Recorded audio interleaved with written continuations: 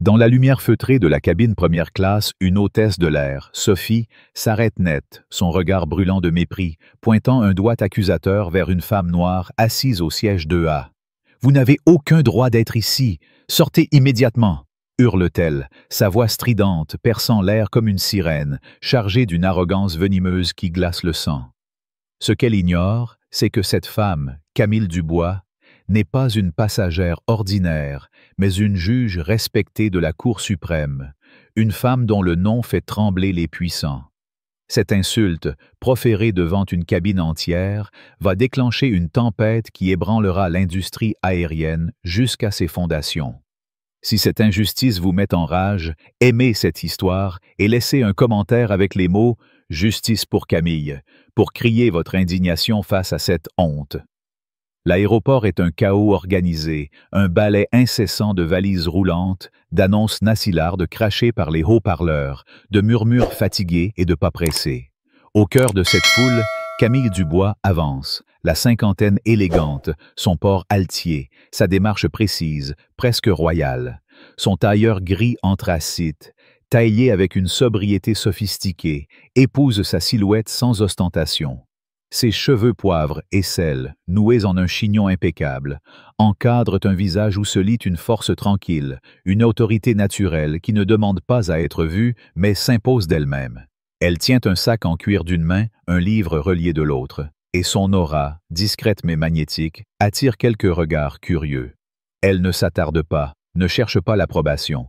Elle traverse le terminal avec la précision d'une femme habituée à naviguer dans des espaces où on la scrute, où on la juge avant même qu'elle n'ouvre la bouche. À l'embarquement, elle présente son billet, un simple bip électronique confirme son droit d'accès, et elle entre dans la cabine première classe, siège 2A. Elle range son sac dans le compartiment supérieur, s'assied, ouvre son livre. Tout semble fluide, presque banal, comme si ce moment n'était qu'un prélude à un vol ordinaire. Mais l'orage arrive, et il porte le nom de Sophie. Sophie, hôtesse depuis 10 ans, avance dans l'allée d'un pas raide, son uniforme impeccable contrastant avec l'expression crispée de son visage. Elle semble porter le poids d'une journée de frustration, d'un mécontentement accumulé qui cherche un exutoire.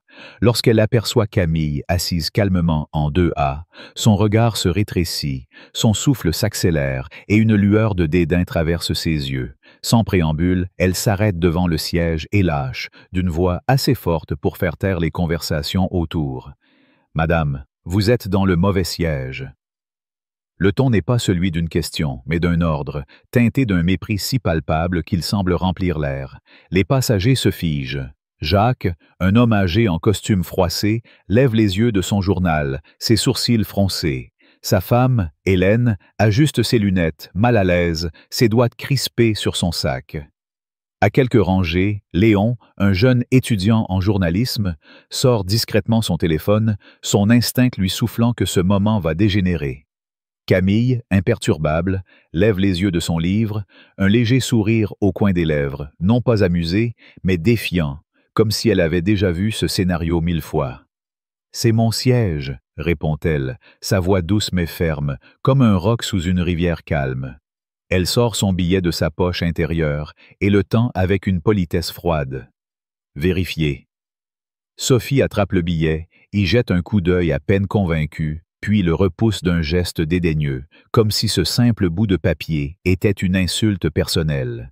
« C'est la première classe ici, » insiste-t-elle, sa voix montant d'un cran, chaque mot chargé d'une accusation implicite. « Vous devez avoir un billet économique, rangée 25 ou 26 probablement. » Le ton est condescendant, presque théâtral, et les têtes se tournent. Camille, toujours calme, répète « Siège 2A, première classe. » Regardez le billet. Mais Sophie ne regarde pas. Elle se retourne, appelle un collègue, Paul, d'un ton sec qui résonne dans la cabine. « Peux-tu vérifier ce siège? On a une passagère qui s'est trompée de place. » Puis, dans un élan qui fait monter la tension à son paroxysme, elle ajoute, assez fort pour que chaque passager entende. « Et ouvrez votre sac, madame. Je dois m'assurer que vous n'avez rien d'interdit. » Un silence glacial s'abat sur la cabine, un silence si lourd qu'il semble étouffer les respirations. Jacques murmure à Hélène. C'est scandaleux, elle a montré son billet. Hélène hoche la tête, mais aucun ne bouge, leurs regards fuyants trahissant leur malaise. Léon, lui, commence à filmer, son téléphone légèrement incliné, capturant chaque mot, chaque geste, chaque seconde de cet outrage. Camille, sans un mot, ouvre son sac, laissant Sophie fouiller sous les regards médusés des autres passagers. Rien, pas une trace d'irrégularité, pas un objet suspect, juste un portefeuille, un carnet, un stylo et ce livre qu'elle lisait. Sophie, visiblement agacée par son propre échec, redouble d'agressivité. « Suivez-moi à l'avant, on va régler ça. Vous bloquez l'embarquement. » Le mot « bloquer » claque comme une accusation, comme si Camille était une intruse, une usurpatrice, une criminelle osant s'asseoir là où elle n'a pas sa place. Les murmures s'élèvent, certains choqués, d'autres mal à l'aise. Claire, une femme d'affaires assise à quelques sièges, chuchote à son voisin, son ton vibrant de colère. Elle n'a même pas haussé le ton. Cette hôtesse est hors de contrôle. Mais Sophie ne s'arrête pas là. Dans un geste qui pousse l'indignation à son comble, elle se penche vers Camille et ajoute d'une voix sifflante. « Vous savez, les gens comme vous causent toujours des problèmes. » Les mots tombent comme une gifle, un coup bas qui résonne dans la cabine. Un passager étouffe un hoquet de stupeur. Jacques secoue la tête, murmurant. « C'est inacceptable. » Hélène, les lèvres pincées, baisse les yeux, incapable de soutenir le regard de Camille. Léon, les mains tremblantes, zoome sur le visage de Sophie, puis sur celui de Camille, capturant la dignité inébranlable de cette dernière face à l'humiliation publique. Camille se lève, digne, son livre sous le bras, et suit Sophie jusqu'au galet avant, ses pas mesurés, son visage impassible. Mais ses yeux, aiguisés comme des lames, enregistrent tout. Les regards fuyants des passagers, le rictus satisfait de Sophie, le silence coupable de ceux qui assistent à l'outrage sans intervenir. Dans le galet, Sophie tapote nerveusement sur une tablette, lançant dans son casque d'un ton agacé. « J'ai une femme qui prétend être en 2A, mais ça ne colle pas. Vérifiez le manifeste. » Une pause. La réponse arrive, claire et nette, comme un couperet. Camille Dubois, première classe, confirmé. Billet payé. Embarquement il y a 1 heure. Aucun problème. Sophie blêmit. Son assurance vacille. Ses doigts se crispent sur la tablette. Elle marmonne un vague. « Retournez à votre siège », comme si elle accordait une faveur, comme si elle n'avait pas passé les 5 dernières minutes à humilier une femme devant une cabine entière. Camille, immobile, fixe Sophie droit dans les yeux, sa voix toujours calme mais tranchante comme l'acier. « Pas avant que vous ne confirmiez que c'est de ma place. » Le silence qui suit est électrique, presque insoutenable. À cet instant, le capitaine, Marc, entre dans le galet, alerté par la tension palpable. « Tout va bien ici ?» demande-t-il, son regard passant de Sophie à Camille, puis au billet qu'elle tient toujours à la main. Sophie bafouille, cherchant à sauver la face. Juste une confusion. Camille, sans ciller, corrige. Pas une confusion, une supposition. Le mot, prononcé avec une précision chirurgicale, frappe comme un coup de tonnerre. Il ne s'agit pas d'une simple erreur, mais d'un jugement hâtif, d'un préjugé odieux déguisé en protocole. Marc vérifie le billet, confirme le siège 2A, et Camille retourne à sa place sous les regards des passagers qui oscillent entre admiration, honte et malaise. Léon arrête son enregistrement, le poste immédiatement sur les réseaux sociaux avec la légende. Elle avait un billet première classe et ils l'ont traitée comme une voleuse. Justice pour Camille. En quelques minutes, la vidéo explose, partagée par des milliers d'internautes, les commentaires fusant comme des flammes. Honte à cette hôtesse. Discrimination pure et simple. Comment ose-t-elle fouiller son sac? Camille, assise de nouveau en 2A, rouvre son livre, mais ses yeux trahissent une colère contenue, une indignation qui brûle sous sa surface calme. Elle sait que ce n'est pas un incident isolé. Elle sait que ce qu'elle vient de vivre est le reflet d'un système qui juge avant de vérifier, qui accuse sans preuve, qui humilie sans remords. Et elle sait surtout que cette vidéo, Ce moment n'est que le début d'une bataille qu'elle est prête à mener. Dans le galet, Sophie, tremblante, sent le poids de son erreur s'abattre sur elle. Elle relit le manifeste sur sa tablette et là, en lettres claires, elle voit J. Voyageur de haut niveau, gouvernement. Son estomac se noue, sa gorge se serre. Elle a humilié une femme dont le nom est gravé dans les annales judiciaires, une femme qui a façonné des lois, défendu des droits, défié des injustices. Et maintenant, le monde entier le sait. Les murmures des passagers s'amplifient, la cabine vibre d'une tension électrique, comme si l'air lui-même était chargé de colère. Jacques, secouant la tête, murmure à Hélène. Ils vont regretter ça, ils n'avaient pas le droit de la traiter ainsi. Hélène, les lèvres pincées, acquiesce, mais son silence trahit une culpabilité. Pourquoi n'a-t-elle rien dit? Claire, furieuse, note dans son carnet, sa plume griffant le papier. Comment ose-t-elle fouiller son sac comme si elle était une criminelle, l'appeler les gens comme vous? C'est une honte. Léon, les yeux rivés sur son téléphone, voit les vues grimper en flèche, passant de milliers à dizaines de milliers en quelques minutes. Les hashtags Hard Justice pour Camille et Racisme en vol envahissent les réseaux, chaque partage alimentant une indignation collective. À l'arrière de la cabine, un autre passager, Pierre, un homme d'affaires arrogant, hausse les épaules et murmure à son voisin. Elle a peut-être exagéré la situation. L'hôtesse faisait juste son travail. Ces mots déclenchent un regard incendiaire de Claire, qui rétorque. Son travail? Humilier une femme sans raison? Vous trouvez ça normal? Yeah. Pierre se tait, mal à l'aise, mais son commentaire attise la colère ambiante. Dans le galet, Sophie tente de se justifier auprès de Paul, son collègue, sa voix tremblante. Elle ne ressemblait pas à une passagère de première classe. Paul fronce les sourcils, mal à l'aise, et répond « Tu n'as même pas vérifié son billet correctement. » Une autre hôtesse, Marie, écoute en silence, partagée entre la peur de perdre son emploi et la honte d'avoir assisté à cet outrage sans intervenir. Sophie, sentant le regard accusateur de Marie, ajoute d'un ton défensif « Elle a causé des problèmes dès l'embarquement, j'ai juste fait ce qu'il fallait. » Cette calomnie, murmurée dans l'intimité du galet, ne fait qu'aggraver la situation, ajoutant une couche de perfidie à l'injustice initiale. Camille, de retour en 2A, pose son livre sur ses genoux, mais elle ne lit pas. Ses yeux fixent un point invisible, son esprit déjà en train de calculer, de planifier. Elle envoie un courriel à son équipe juridique. Préparez une déclaration. Pas de colère, pas de non. Concentrez-vous sur les schémas systémiques de discrimination. Elle sait que ce n'est pas une simple dispute avec une hôtesse arrogante. C'est un symptôme d'un mal plus profond, enraciné dans une industrie qui permet à des préjugés de s'exprimer sans conséquence. À l'arrière, Léon rafraîchit son téléphone. Sa vidéo atteint maintenant 100 000 vues, partagée par un compte militant suivi par des millions de personnes. Les commentaires affluent, chacun plus indigné que le précédent. C'est du racisme pur. Cette hôtesse doit être virée. Pourquoi personne n'a rien dit? La cabine, autrefois calme, est maintenant un chaudron bouillonnant de tension. Chaque regard, chaque chuchotement, chaque mouvement semble chargé d'une énergie explosive.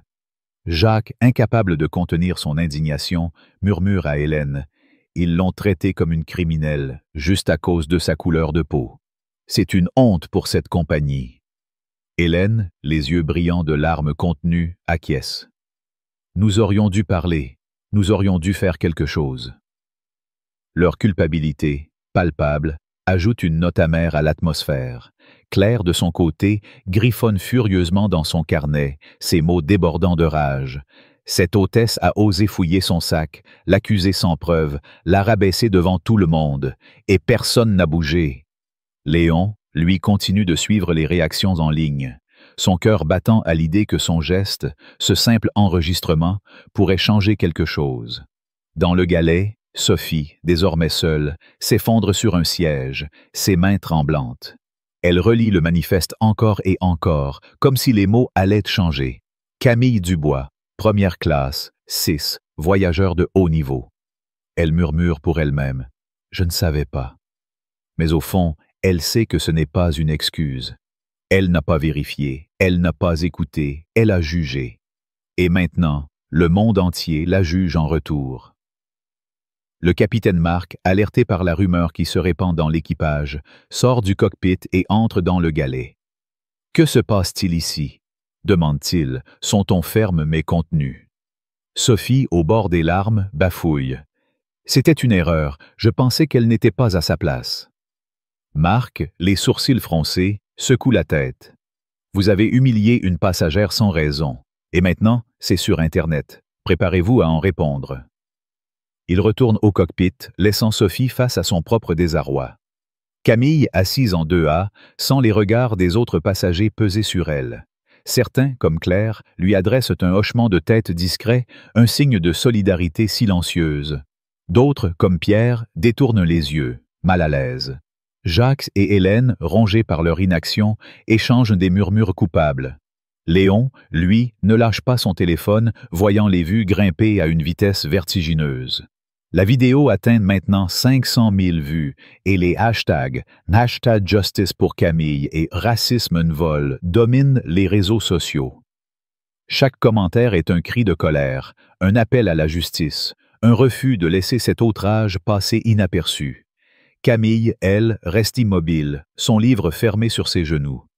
Elle ne sourit pas, ne montre aucun signe de victoire. Mais ses yeux, calmes et perçants, racontent une autre histoire.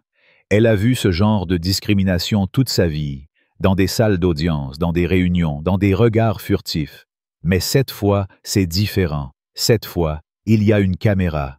Cette fois, il y a des témoins. Cette fois, le monde regarde. Et elle sait qu'elle ne laissera pas cet instant s'évanouir dans l'oubli.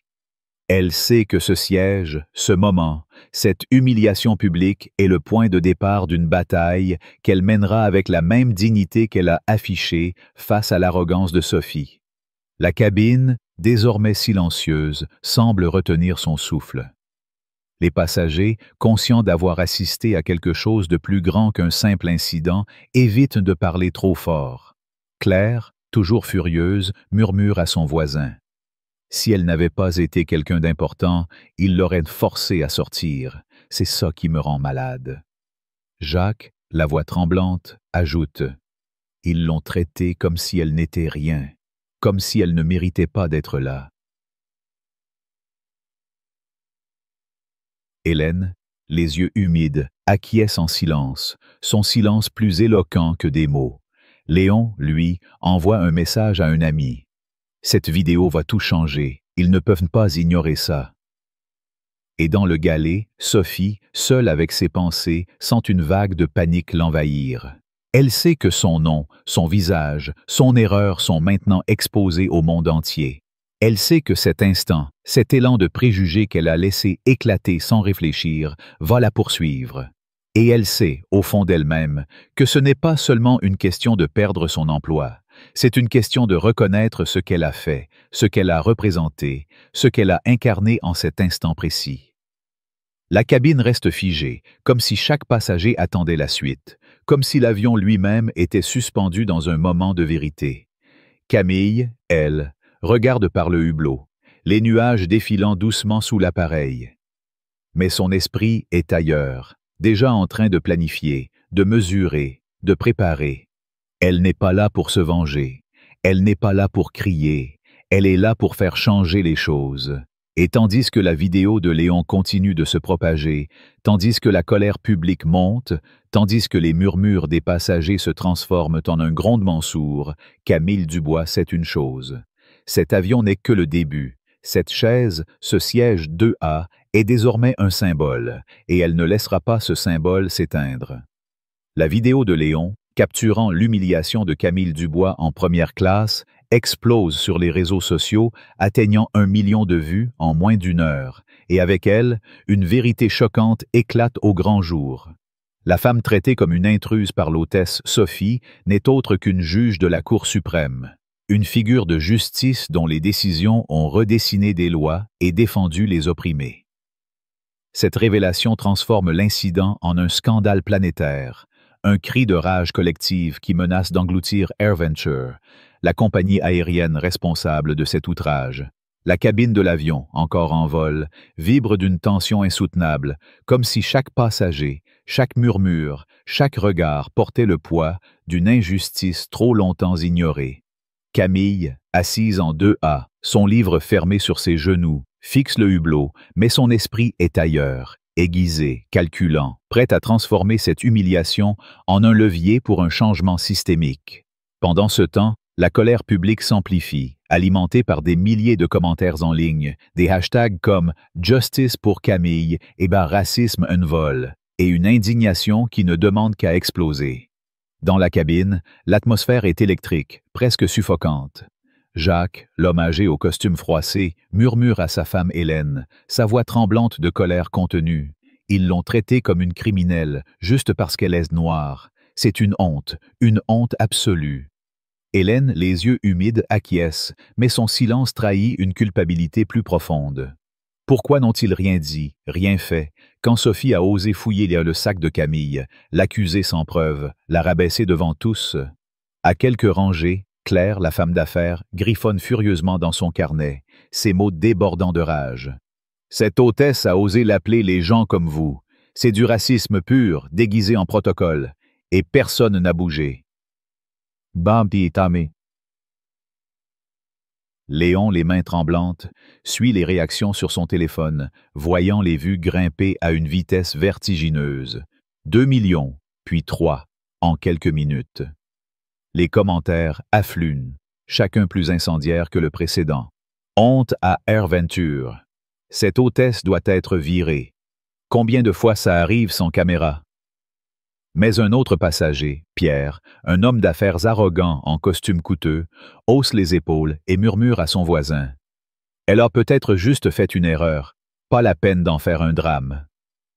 Osame. Ces mots, prononcés avec une nonchalance insupportable, déclenchent une réaction immédiate de Claire, qui se retourne, les yeux flamboyants.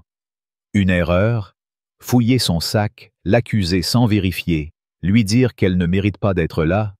Vous appelez ça une erreur? C'est du racisme, et vous le savez. Pierre, décontenancé, baisse les yeux, mais son silence ne fait qu'attiser la colère ambiante. Chaque passager, qu'il soit indigné ou mal à l'aise, sent que cet avion n'est plus un simple moyen de transport. C'est une scène où une vérité brute, douloureuse, est exposée au grand jour. Dans le galet, Sophie, désormais isolée, s'effondre sur un siège, ses mains tremblantes serrant sa tablette. Elle relit le manifeste, les mots « J, voyageur de haut niveau »,« gouvernement », dansant devant ses yeux comme une accusation. Elle murmure pour elle-même « Je ne savais pas qui elle était ». Mais cette excuse, même dans son esprit, sonne creux. Elle n'a pas vérifié le billet, elle n'a pas écouté. Elle a jugé, instantanément, brutalement, parce que Camille ne correspondait pas à son idée d'une passagère de première classe. Et maintenant, le monde entier la juge en retour. Paul, son collègue, la regarde avec un mélange de pitié et de reproche. « Tu aurais dû vérifier, Sophie. Tu as fait une erreur, et c'est grave. » Mais Sophie, au lieu de reconnaître son tort, se retranche dans une défense désespérée, sa voix tremblante mais venimeuse. Elle a causé des problèmes dès l'embarquement. Elle n'avait pas l'air d'appartenir à la première classe. Ces mots, prononcés dans l'intimité du galet, sont une tentative pathétique de réécrire l'histoire, de salir Camille pour justifier son propre préjugé. Une autre hôtesse, Marie, écoute en silence, son cœur battant à tout rompre. Elle sait que Sophie ment. Elle sait que Camille n'a rien fait d'autre que s'asseoir à sa place légitime. Mais Marie, paralysée par la peur de perdre son emploi, reste muette, ses mains crispées sur son tablier. Cette lâcheté, ce silence complice, ajoute une couche d'injustice à l'outrage initial, une trahison qui pèse lourd dans l'atmosphère déjà suffocante du galet. Camille, de son côté, n'est pas dupe. Assise en 2A, elle envoie un courriel à son équipe juridique, ses doigts tapant avec une précision froide sur son téléphone. Préparez une déclaration, pas de colère, pas de non. Concentrez-vous sur les schémas systémiques de discrimination. Exigez des réformes concrètes, pas des excuses vides. Elle sait que cet incident n'est pas isolé. Elle sait que ce qu'elle a vécu, l'accusation sans fondement, l'humiliation publique, le regard méprisant et le quotidien de tant d'autres, ceux qui n'ont ni son titre ni sa plateforme pour se défendre. Elle sait que ce siège, ce 2A, est devenu un symbole et elle est déterminée à en faire un levier pour un changement qui dépasse cet avion, cette compagnie, cette journée. À l'arrière, Léon rafraîchit son téléphone, les yeux écarquillés face à l'ampleur de la réaction en ligne. Sa vidéo a été partagée par un compte militant suivi par des millions de personnes, et les hashtags #Justice pour Camille et #RacismeUnvol dominent les tendances mondiales. Les commentaires sont un torrent de colère. Cette hôtesse doit être licenciée sur le champ. C'est ça, le visage du racisme moderne. Imaginez combien de fois ça arrive sans caméra. Certains internautes commencent à identifier AirVenture, d'autres appellent au boycott. Léon, bouleversé par l'impact de son geste, murmure à son voisin « Je ne pensais pas que ça irait si loin, mais elle méritait qu'on la défende. » Son voisin, un homme discret nommé Omar, hoche la tête. « Tu as fait ce qu'il fallait. Elle n'a rien dit, mais tout le monde a vu sa force. » Dans la cabine, les murmures s'intensifient. Chaque passager semblant prendre position, même à voix basse. Jacques, la voix tremblante, confie à Hélène. Si elle n'avait pas été une juge, il l'aurait forcée à sortir. Il l'aurait humiliée encore plus. Hélène, les yeux brillants de larmes, murmure. « Nous aurions dû parler. Nous aurions dû arrêter ça. »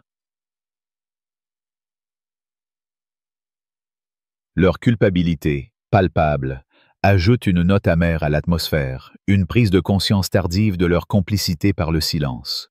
Claire, de son côté, ne se contient plus. Elle se lève à moitié de son siège, sa voix vibrant de rage. Cette hôtesse a osé fouiller son sac, l'appeler « les gens comme vous », et personne n'a rien fait. Vous trouvez ça normal? Son éclat attire les regards, certains approbateurs, d'autres gênés. Pierre, l'homme d'affaires, tente de se défendre. Elle a peut-être mal interprété la situation. Les hôtesses sont sous pression, vous savez. Mais ces mots, faibles face à la colère ambiante, sont balayés par le regard incendiaire de Claire. Sous pression? Elle a humilié une femme sans raison, devant tout le monde. Vous défendez ça? Pierre se tait, son arrogance ébranlée, mais son silence ne fait qu'alimenter la fureur collective. Au siège d'AirVenture, la panique s'installe. Dans une salle de réunion aux murs vitrés, les cadres s'agitent autour d'une table encombrée d'ordinateurs portables et de tasses de café froid. Valérie, la directrice des opérations, regarde la vidéo en boucle, son visage blême. « Elle est juge à la Cour suprême », murmure un collègue, la voix tremblante. « Et ce n'est pas tout. Elle est actionnaire de la compagnie et siège à notre conseil consultatif juridique. » Un silence glacial envahit la pièce. Valérie, les lèvres pincées, ordonne. Rédigez une déclaration publique, immédiatement. Mais la déclaration publiée 1 heure plus tard est un fiasco. Vague, pleine de formules creuses comme « Nous prenons cet incident très au sérieux » et « Une enquête interne est en cours », elle est immédiatement moquée en ligne.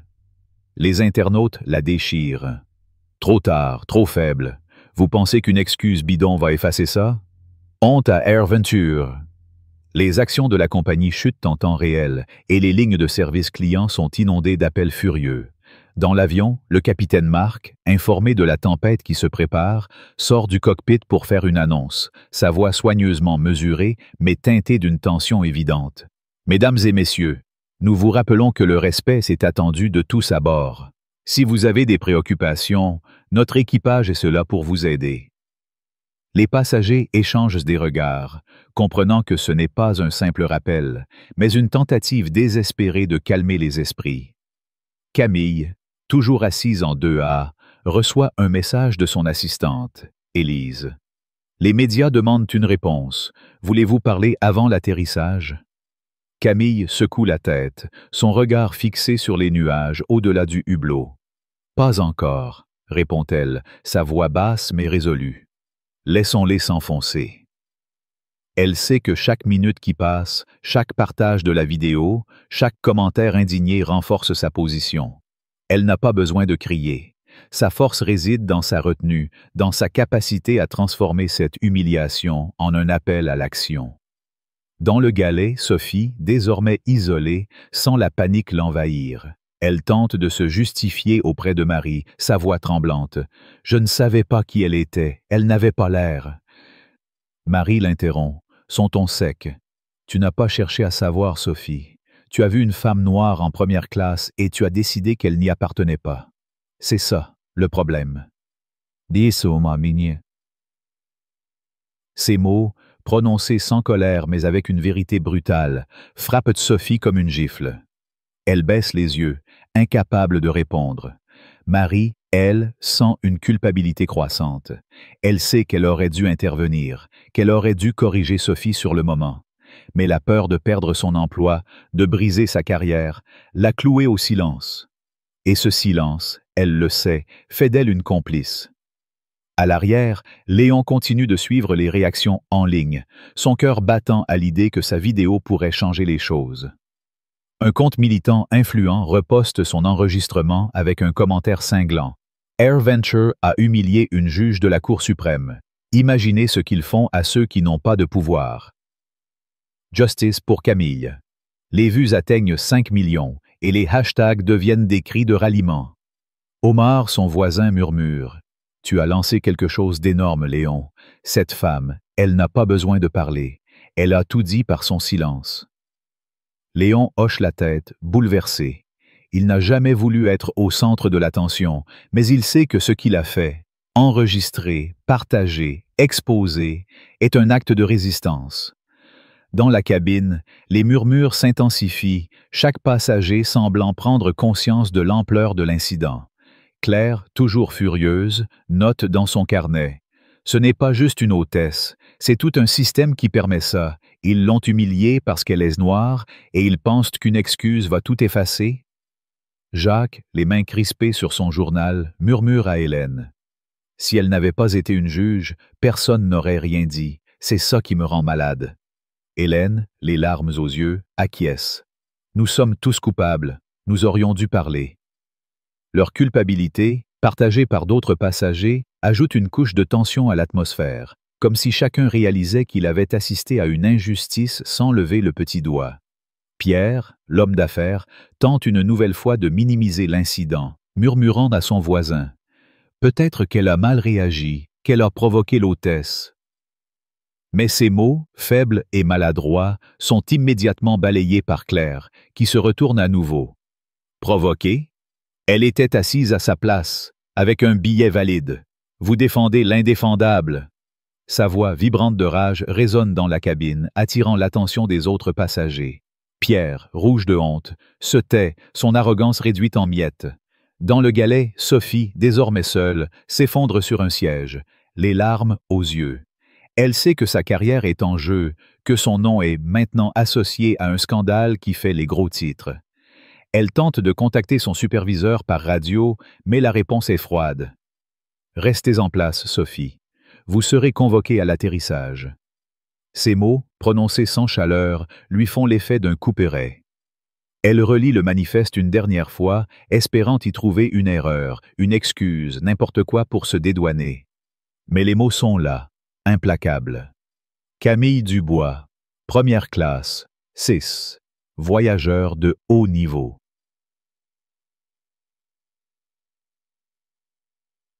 Elle murmure, comme pour se convaincre. « Je ne savais pas. »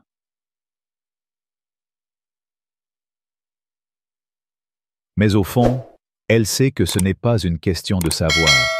C'est une question de choix. Elle a choisi de juger, de condamner, d'humilier, sans prendre la peine de vérifier. Et maintenant, elle doit en assumer les conséquences. Camille, de son côté, reste impassible, son regard fixé sur les nuages qui défilent sous l'avion. Elle reçoit un nouveau message d'Élise. Les médias s'affolent. Les avocates préparent une déclaration. Les réseaux sociaux demandent justice. Que voulez-vous faire? Camille, sans un mot, tape une réponse rapide. Attendez, laissez la pression monter. Elle sait que chaque partage, chaque commentaire, chaque cri d'indignation renforce sa position. Elle n'a pas besoin de hausser la voix. Sa force réside dans sa retenue, dans sa capacité à laisser l'injustice parler d'elle-même. Et l'injustice parle haut et fort, à travers les écrans, à travers les cœurs de ceux qui regardent, révoltés, prêts à se lever pour dire « ça suffit ». À l'approche de l'atterrissage, le capitaine Mark fait une nouvelle annonce, sa voix teintée d'une tension croissante. « Mesdames et messieurs, nous commençons notre descente.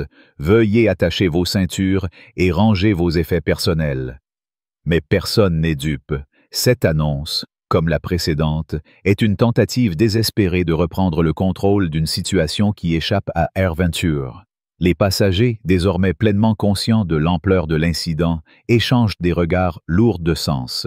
Claire, les poings serrés, murmure. Ils pensent qu'une annonce va tout arranger. Ils ont humilié une femme devant nous tous. Jacques, la voix brisée, ajoute.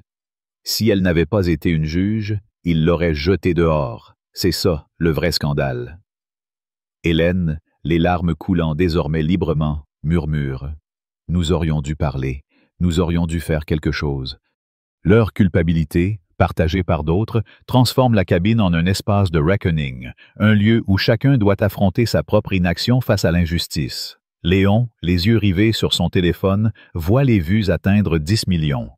Les hashtags « à justice pour Camille » et « à racisme en vol » sont maintenant repris par des célébrités, des militants, des avocats, des citoyens ordinaires.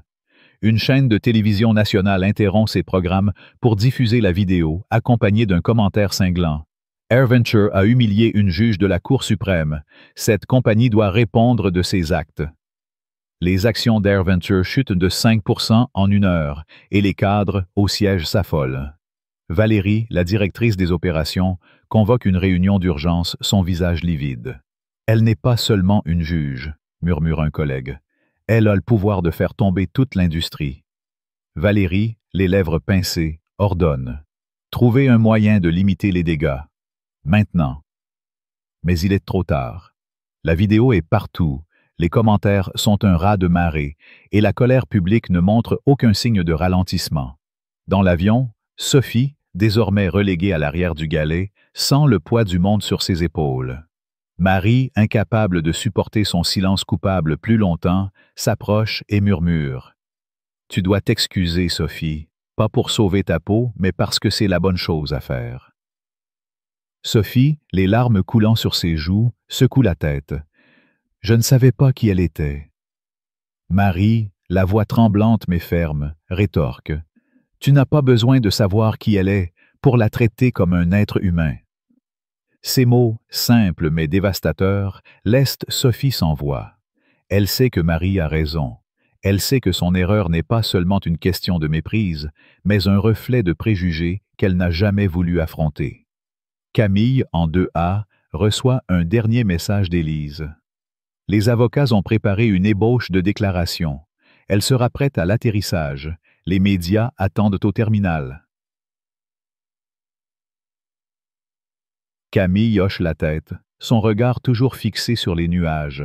Elle n'a pas besoin de parler maintenant.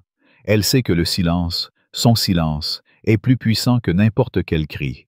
Elle sait que ce moment, cet avion, cette humiliation, est le début d'une révolution.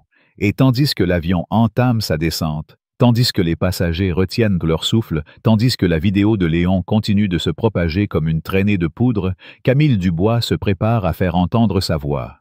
Pas pour elle, mais pour tous ceux qui, comme elle, ont été jugés, accusés, humiliés, sans raison. Le monde regarde, et il n'oubliera pas. L'avion atterrit dans un silence lourd, mais la tempête déclenchée par l'humiliation de Camille Dubois en première classe ne fait que commencer. La vidéo de Léon, désormais vue par plus de 10 millions de personnes, a transformé un incident isolé en un cri de guerre contre l'injustice, révélant au monde que la femme traitée comme une intruse par l'hôtesse Sophie est une juge de la Cour suprême, une figure dont les décisions judiciaires ont redessiné les contours de la justice. Camille, refusant les excuses creuses d'AirVenture, exige des réformes systémiques, transformant sa dignité bafouée en une arme pour changer une industrie entière. La colère publique, alimentée par des hashtags comme « #justice pour Camille » et « #racisme en vol », atteint un paroxysme et l'aéroport, à l'arrivée, est un théâtre où se joue une confrontation entre vérité et hypocrisie. Camille sort de l'avion, son pas assuré, son visage impassible, mais ses yeux brûlent d'une détermination froide, prête à faire plier ceux qui ont osé la rabaisser. Dans la cabine, les passagers, encore secoués, échangent des regards lourds de sens. Jacques, l'homme âgé, murmure à Hélène, sa voix tremblante de honte et de colère. « Nous aurions dû parler, nous aurions dû arrêter cette hôtesse. » Hélène, les larmes coulant sur ses joues, acquiesce. « Nous avons laissé une femme être humiliée sous nos yeux. Comment vivre avec ça? »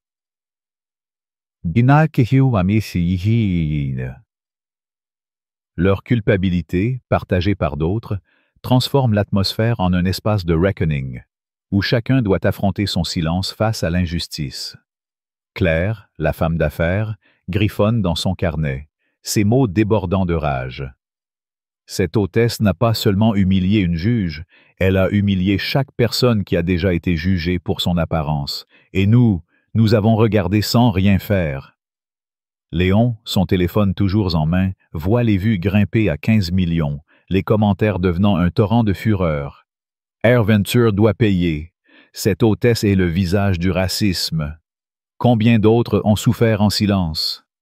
Mais Pierre, l'homme d'affaires arrogant, tente une dernière fois de minimiser l'incident, murmurant à son voisin « Tout ça pour un malentendu, les gens exagèrent. » Claire, l'entendant, se retourne, ses yeux flamboyants. Un malentendu? Elle a fouillé son sac, l'a accusé sans preuve, l'a traité comme une criminelle. Et vous osez parler de malentendu? Vous êtes aussi coupable qu'elle par votre silence. Pierre, rouge de honte, baisse les yeux, son arrogance brisée par la colère collective. À l'extérieur, le terminal est un chaos organisé. Des journalistes, caméra à l'épaule, se pressent près de la porte d'arrivée, leurs micros tendus comme des armes. Des militants, brandissant des pancartes avec les mots « Justice pour Camille » et « Tous en première classe », scandent des slogans, leur voix résonnant dans le hall. Une femme en tailleur sombre, Valérie, la directrice des opérations d'AirVenture, attend nerveusement près du jet bridge, flanquée de 2 agents de sécurité. Son visage, crispé, trahit la panique d'une femme qui sait que sa compagnie est au bord du gouffre. Lorsque Camille émerge, son pas mesuré, son regard droit, un silence respectueux s'installe parmi la foule. Elle ne s'arrête pas pour les caméras, ne sourit pas, ne répond pas aux questions hurlées par les journalistes. Elle avance, digne, intouchable, comme une tempête silencieuse. Valérie s'approche, sa voix tremblante mais soigneusement répétée. « Madame la juge Dubois, au nom d'AirVenture, je vous présente nos excuses les plus sincères. Nous prenons cet incident très au sérieux et... » Camille l'interrompt, sa voix froide, tranchante comme une lame. « Je ne veux pas vos excuses. Je veux savoir comment vous allez changer une culture qui permet à une femme d'être humiliée pour sa couleur de peau. » Valérie, décontenancée, bafouille. « Nous avons suspendu l'hôtesse.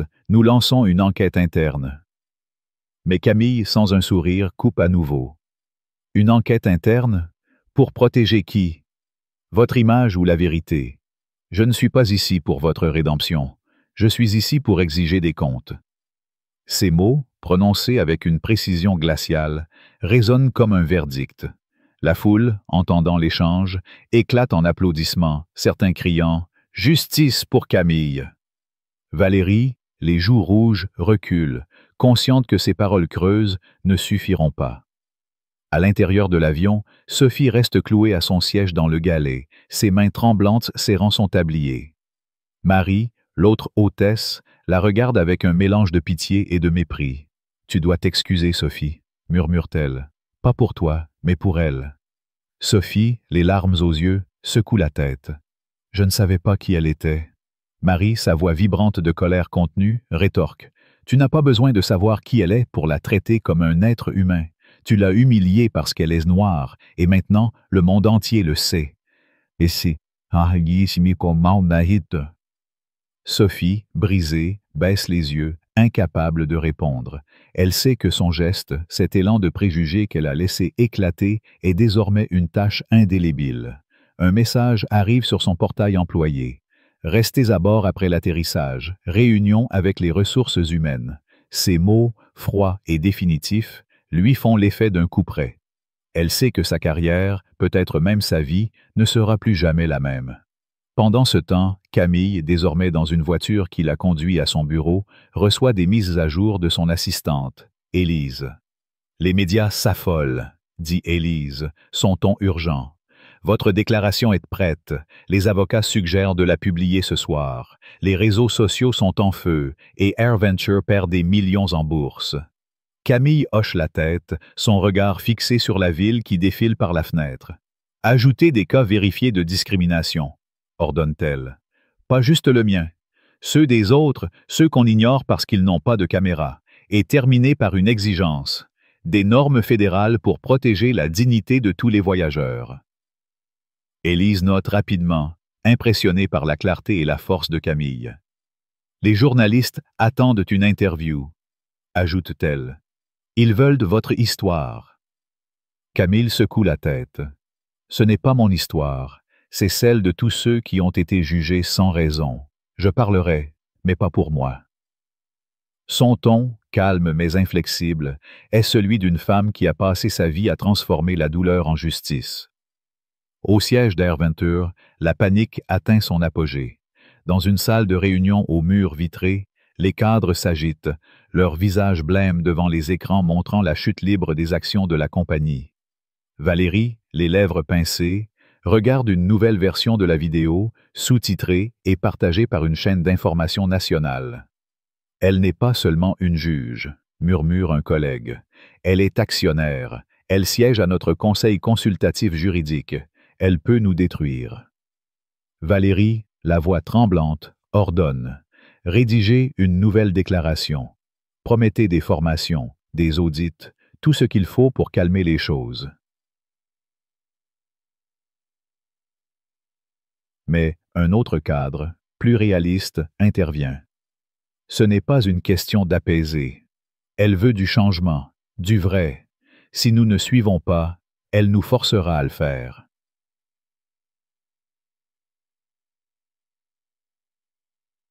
La salle s'enfonce dans un silence lourd, chacun prenant conscience que Camille Dubois n'est pas une adversaire qu'on peut ignorer. Pendant ce temps, dans la cabine, les derniers passagers descendent, mais l'atmosphère reste chargée. Jacques s'arrête près du siège 2A, désormais vide, et murmure à Hélène. Cette femme a plus de courage que nous tous réunis. Elle n'a pas haussé le ton, et pourtant, elle a tout changé. Hélène, les larmes aux yeux, acquiesce. Nous devons faire mieux. Nous devons parler la prochaine fois. Claire, rangeant son carnet, ajoute. Ce n'est pas fini. Cette vidéo va forcer le monde à regarder en face ce qu'il ignore depuis trop longtemps. Léon, son téléphone toujours en main, voit les vues atteindre 20 millions. Les commentaires affluent, chacun plus indigné que le précédent. AirVenture doit répondre. Cette hôtesse est un symbole de tout ce qui ne va pas dans ce pays. Camille Dubois mérite justice. À l'aéroport, la foule grossit, les pancartes se multiplient, les slogans deviennent plus forts. Une femme, tenant une pancarte où est écrit « Tous en première classe », crie « Ce n'est pas juste une histoire de siège, c'est une question de dignité ». Un homme, un ancien employé d'AirVenture, s'approche d'un journaliste et murmure. Ça arrive tout le temps. Il cible ceux qui ne ressemblent pas à des passagers de première classe. J'ai vu ça pendant des années. Ces mots, captés par un micro, deviennent viraux, ajoutant une nouvelle couche de scandale à l'affaire. Dans son bureau, Camille s'assied à une table encombrée de documents, son regard fixé sur un écran où défilent les dernières nouvelles. Élise entre, un tablette à la main. Votre déclaration est prête. Elle cite 3 cas vérifiés de discrimination dans des vols récents. Elle demande des normes fédérales, une base de données nationale pour les plaintes et une supervision indépendante. Camille hoche la tête, son ton ferme. Envoyez-la et assurez-vous qu'elle soit partagée par les bonnes personnes. Pas de bruit, pas de spectacle, juste la vérité.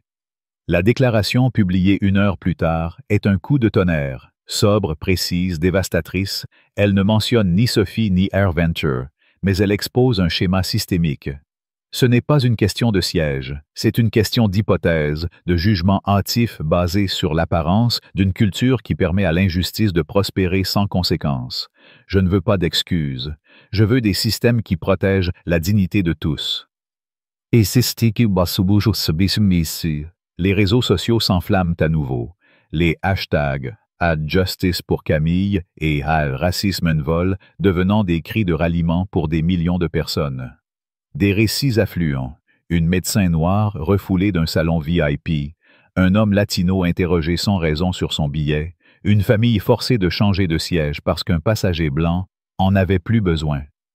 Chaque histoire, chaque témoignage est une preuve que l'incident de Camille n'est pas un accident, mais un symptôme d'un mal plus profond. À l'aéroport, Sophie est escortée par un représentant des ressources humaines à travers un couloir latéral, loin des regards des journalistes. Son uniforme, froissé, semble peser sur ses épaules. Elle n'a pas de mots pour les agents qui l'accompagnent, pas de défense à offrir. Un courriel arrive sur son téléphone. Suspension immédiate, réunion disciplinaire dans 24 heures. Elle lit les mots, les larmes coulant sur ses joues. Mais ce n'est pas seulement la peur de perdre son emploi qui la brise. C'est la réalisation qu'elle a agi sans réfléchir, qu'elle a laissé un préjugé qu'elle n'avait jamais questionné dicter ses actions. Elle repense à sa voix, à son ton, à la manière dont elle a accusé Camille sans preuve, devant une cabine entière. Et elle sait, au fond d'elle, que si Camille n'avait pas été une juge, si la vidéo n'avait pas existé, elle aurait continué, encore et encore, sans jamais être arrêtée. Dans son bureau, Camille reçoit un appel d'un sénateur, un allié de longue date. « Vous avez déclenché un mouvement, dit-il, sa voix empreinte de respect. Si vous êtes prête à aller plus loin, nous vous soutiendrons. » Camille, sans sourire, répond. « Je ne veux pas être un symbole, je veux des résultats. » Elle raccroche, son regard fixé sur un document. Une proposition de « Standard du bois », un ensemble de normes pour lutter contre la discrimination dans l'industrie du voyage. Formation obligatoire, supervision indépendante, base de données pour les plaintes, sanctions claires pour les infractions. Elle annote le texte, ajoutant une clause. Chaque employé doit être tenu responsable, non pas par des excuses, mais par des conséquences. Élise, à ses côtés, murmure. Ils appellent ça le standard du bois. Ça pourrait changer tout le pays. Camille, sans lever les yeux, répond. Alors, faisons en sorte que ça change le monde. À l'aéroport, la foule ne se disperse pas. Les pancartes se multiplient, les slogans deviennent plus forts. Une étudiante, Aïssa, brandit une pancarte où est écrit « Camille Dubois nous représente tous ». Elle crie aux journalistes. Ce n'est pas juste une histoire de première classe. C'est une question de respect, pour chacun de nous. Un homme, un ancien passager, s'approche d'un micro et partage son histoire. Ils m'ont forcé à laisser mon siège à quelqu'un d'autre, juste parce que je ne ressemblais pas à un passager de première classe. J'étais invisible. Ces mots, diffusés en direct, déclenchent une nouvelle vague de colère. Les réseaux sociaux s'enflamment, les récits affluent, chacun ajoutant une brique au mur de l'indignation. AirVenture, acculé, publie une deuxième déclaration, promettant des réformes immédiates et une révision complète des protocoles. Mais elle est immédiatement moquée. Trop tard. Vous avez attendu que le monde vous force. Où est la justice pour Camille? Les actions de la compagnie chutent de 10% et les cadres, dans leur salle de réunion, réalisent qu'ils ne peuvent plus contrôler la narrative. Valérie, les mains tremblantes, murmure. Elle ne veut pas d'argent, elle ne veut pas d'excuses, elle veut nous forcer à changer. Un autre cadre, plus pragmatique, ajoute. Alors, donnons-lui ce qu'elle veut, proposons une réforme nationale, mettons son nom dessus. Si nous ne le faisons pas, elle le fera, et nous serons laissés pour compte. La salle acquiesce, consciente que Camille Dubois tient toutes les cartes. Dans l'avion, Sophie est enfin autorisée à descendre, escortée par un agent de sécurité. Elle évite les regards, son visage pâle, ses yeux rougis. Elle sait que son nom est désormais synonyme de scandale. Elle sait que son geste, cet instant de préjugé qu'elle a laissé éclater, est devenu un symbole de tout ce qui ne va pas dans l'industrie. Marie, restée en arrière, prend une décision. Elle envoie un courriel anonyme à un média, révélant la tentative de Sophie de salir Camille en interne. Elle a menti pour se protéger, écrit-elle, mais la vérité est plus forte. Ce geste, discret mais courageux, déclenche une nouvelle vague de scandales, exposant non seulement Sophie, mais toute une culture d'hypocrisie au sein d'Airventure. Quelques jours plus tard, Camille prend la parole lors d'une audience fédérale, sa voix calme mais puissante résonnant dans une salle bondée. « Je ne suis pas ici pour parler de mon siège, » dit-elle, son regard perçant les membres du comité. « Je suis ici pour parler de ceux qui n'ont pas de voix, pas de caméra, pas de pouvoir. Ce qui m'est arrivé n'est pas unique. C'est un schéma, un système qui permet à l'injustice de prospérer parce qu'elle est rarement enregistrée, rarement crue, rarement punie. » Elle marque une pause, laissant le silence peser. « Je demande des normes nationales, formation obligatoire avec des tests réels, une base de données pour les plaintes, une supervision indépendante qui inclut les passagers, pas seulement les cadres, et je demande que chaque compagnie, chaque employé, soit tenu responsable, non pas par des mots, mais par des actes. » La salle reste silencieuse, hypnotisée par sa force, par sa clarté. Les membres du comité hochent la tête, certains prenant des notes frénétiques. Dehors, des manifestants scandent son nom, leur pancarte brandit haut. « Standard du bois. Justice pour tous. » À l'intérieur, Camille conclut « Ce n'est pas à propos de moi, c'est à propos de ce qui se passe quand personne ne filme, quand personne ne regarde. C'est là que vit la vraie culture, et c'est là que nous devons commencer. » L'audience se termine dans un silence respectueux, plus fort que n'importe quel applaudissement. Quelques semaines plus tard, le standard du bois est adopté par plusieurs compagnies aériennes, poussé par la pression publique et la crainte de nouvelles révélations. Airventure, désormais en crise, licencie Sophie, son dossier clos sans fanfare. Elle déménage, change de carrière, mais le poids de son acte la suit, une ombre qu'elle ne peut effacer. Marie, libérée par son geste, rejoint un groupe de lanceurs d'alerte, déterminés à changer l'industrie de l'intérieur. Jacques et Hélène, marqués par leur silence, publient une lettre ouverte, s'excusant de n'avoir pas agi et promettant de ne plus jamais rester muets.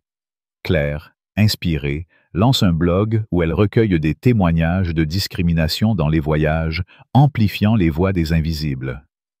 Léon, devenu une figure discrète du mouvement, continue d'écrire, son article sur Camille devenant une lecture obligatoire dans les écoles de journalisme. Et Camille, dans son bureau, travaille sans relâche, refusant les interviews, les médailles, les projecteurs. Elle ne veut pas être une icône. Elle veut que le prochain passager, la prochaine femme noire en 2A, puisse s'asseoir sans avoir à prouver qu'elle y appartient. Elle veut que la dignité soit un droit, pas un privilège. Et jusqu'à ce que cela soit vrai pour tous, elle ne s'arrêtera pas. La ville s'endort, mais le mouvement qu'elle a déclenché ne s'éteint pas.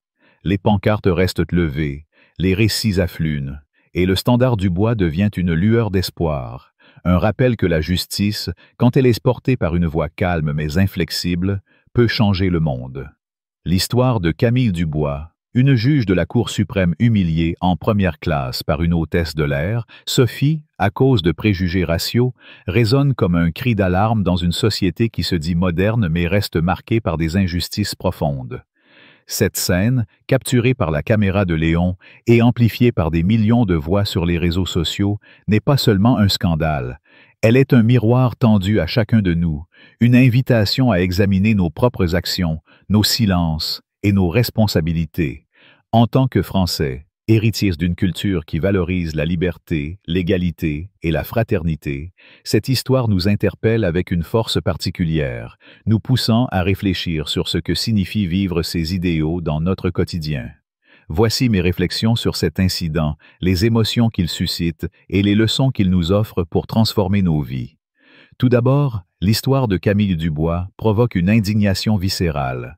Lorsqu'on lit ou regarde la vidéo de cette femme, assise dignement en 2A, accusée sans preuve, fouillée comme une criminelle, et insultée par des mots comme « les gens comme vous », une colère brûlante monte en nous. Cette colère n'est pas seulement dirigée contre Sophie, dont le préjugé flagrant a déclenché l'incident, mais aussi contre le silence des autres passagers, Jacques, Hélène et même Marie, l'hôtesse qui savait mais n'a rien dit.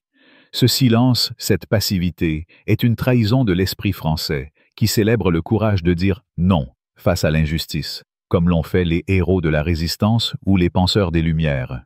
Pourtant, cette colère est aussi un rappel de nos propres faiblesses. Combien de fois avons-nous été témoins d'une injustice, dans un métro, un café, un bureau, et avons choisi de détourner le regard, de rester muets, par peur, par gêne ou par simple indifférence? L'histoire de Camille nous confronte à cette vérité inconfortable. Le silence est une complicité. Mais au-delà de la colère, c'est l'admiration pour Camille Dubois qui domine. Sa retenue face à l'humiliation, sa capacité à répondre avec calme et dignité, son choix de transformer une attaque personnelle en une lutte pour la justice systémique. Tout cela incarne une force rare, une noblesse d'âme qui résonne avec les valeurs françaises de raison et de résilience. Camille ne crie pas, ne cherche pas la vengeance. Elle agit avec une précision chirurgicale, exigeant des réformes qui protégeront tous, pas seulement elle. Cette attitude reflète l'idéal voltairien de défendre la justice, même au prix de l'inconfort personnel. Elle nous rappelle que la véritable grandeur ne réside pas dans la colère bruyante, mais dans la capacité à canaliser cette colère en action constructive. Camille, par son silence éloquent et sa détermination, devient un modèle pour nous tous. Les leçons à tirer de cette histoire sont nombreuses et profondément applicables à notre vie quotidienne. Premièrement, elle nous enseigne l'importance de l'introspection. Sophie a agi sous l'influence de préjugés inconscients, des stéréotypes qu'elle n'avait jamais questionnés. En France, où la diversité est une réalité quotidienne, nous devons nous demander quelles suppositions faisons-nous sur les autres, basées sur leur apparence, leur accent, leur tenue. Prenons-nous le temps de vérifier nos jugements avant d'agir ou de parler. Cette introspection, parfois douloureuse, est essentielle pour vivre en accord avec l'idéal d'égalité. Comme le disait Sartre, l'enfer, c'est les autres, mais seulement si nous laissons nos préjugés nous aveugler. En nous examinant, nous pouvons briser ce cycle. Deuxièmement, l'histoire nous rappelle le pouvoir de la parole et de l'action. Léon, en filmant l'incident, a transformé un moment d'injustice en un mouvement mondial. Marie, en envoyant un courriel anonyme, a exposé la vérité au risque de sa carrière. Ces gestes, petits en apparence, ont eu un impact monumental. Ils nous montrent que chacun de nous, qu'il soit étudiant, employé ou simple passant, a le pouvoir de changer les choses. En France, où la culture valorise le débat et l'engagement citoyen, nous sommes appelés à agir, que ce soit en dénonçant une injustice dans notre entourage, en soutenant une cause, ou en utilisant nos plateformes pour amplifier les voix des opprimés. Comme l'a écrit Camus, la révolte naît du spectacle de l'irrationalité, et il nous appartient de transformer cette révolte en action concrète. Troisièmement, l'histoire de Camille nous enseigne la responsabilité collective. Les passagers comme Jacques et Hélène, rongés par leur silence, nous rappellent que l'injustice prospère quand les témoins choisissent que l'inaction. En France, où la devise « Liberté, égalité, fraternité » est gravée dans nos institutions, nous avons une responsabilité collective de défendre ces valeurs. Cela signifie intervenir quand nous voyons une injustice, même si cela nous met mal à l'aise. Cela signifie écouter les récits des autres, ceux qui, comme Camille, sont jugés sans raison. Cela signifie reconnaître que l'égalité n'est pas un acquis, mais un combat de tous les instants. Comme l'a dit Simone de Beauvoir, « On ne naît pas femme, on le devient. De la même manière, on ne naît pas juste, on le devient par nos choix. » Enfin, l'histoire nous invite à croire en la possibilité du changement. Le standard Dubois, né de cet incident, montre que même une injustice personnelle peut devenir un catalyseur pour des réformes systémiques. En France, où les mouvements sociaux ont souvent redessiné le paysage politique, cette leçon est particulièrement pertinente. Nous pouvons exiger mieux de nos institutions, de nos entreprises, de nous-mêmes. Nous pouvons pousser pour des politiques qui protègent la dignité de tous, comme Camille l'a fait. Nous pouvons refuser d'accepter les excuses creuses et insister sur des actions concrètes. Cette foi en la possibilité du changement est ce qui fait avancer une société, ce qui transforme la colère en espoir. En conclusion, l'histoire de Camille Dubois n'est pas seulement celle d'une femme humiliée dans un avion, c'est une leçon sur le courage, la responsabilité et le pouvoir de la vérité. Elle nous rappelle que la justice n'est pas un don, mais une conquête, et que chacun de nous a un rôle à jouer dans cette lutte. Si cette histoire vous a ému, si elle vous a fait réfléchir, si elle vous a mis en colère, alors agissez. Aimez cette vidéo, partagez-la avec vos amis, abonnez-vous à la chaîne pour ne pas rater la suite, et laissez un commentaire avec les mots « Justice pour Camille » pour montrer que vous refusez l'injustice et le silence. Ensemble, nous pouvons faire entendre nos voix, comme Léon l'a fait, comme Camille l'a fait, et transformer le monde, un geste à la fois.